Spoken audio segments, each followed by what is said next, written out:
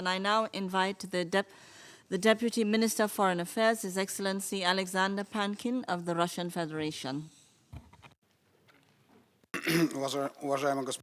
Distinguished President, colleagues, the September summit on the SDGs, as we trust, will not only cement the political will of countries to achieve the SDGs, but will also steer them towards taking solid, long-term decisions, taking into account diverse national contexts on the one hand, and taking into account contemporary global trends on the other.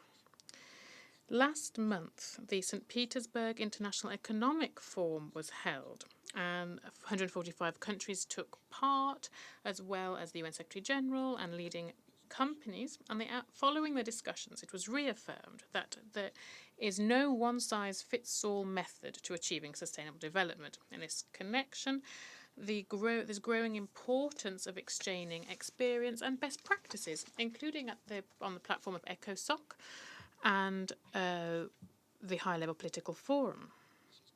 The Russian Federation is fully taking into account the Agenda 2030 as it sets out its own development strategies for the period up to 2024, in line with the decree of the President.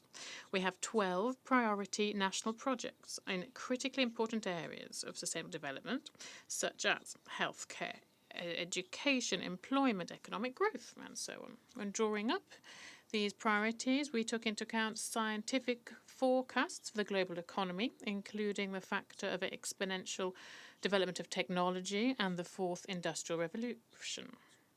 The first results of our SDG achievements will be presented by our country at the HLPF next year in 2020.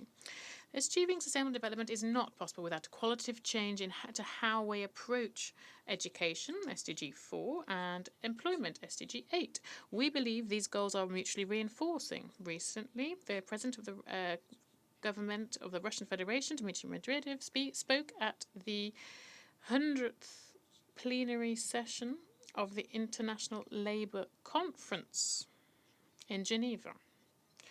In a nutshell, he highlighted attention should be focused on the rights and interests of workers, including it is important, including through using ICT developments to ensure the opportunity for smooth and uninterrupted training, if needed, and professional retraining if needed. On climate, our country is committed to fulfilling the commitments as part of international climate conventions, including the Paris Climate Agreement. This is linked to SDG 13. At the same time, the fight against climate change requires well thought through, coordinated, and most importantly, realistic actions, including new technologies. A promising area of work, in our view, could be creating and implementing new nature-like technologies. This was a topic of a recent second global summit on production and industrialization with the participation of our President Putin and the Director General of UNIDO, Lee Yuna, which was held recently in Yekaterinburg.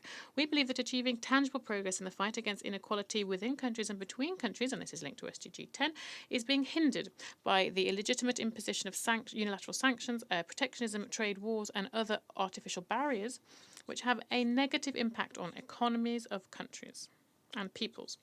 On the other hand, creating open integration organizations for cooperation between them will enable us to find an optimal solution acceptable to all. In this connection, I propose that you look at the experience of the Eurasian Economic Union, who was the first to present its report at the 27 HLPF. And yes, the speaker's microphone has been cut off.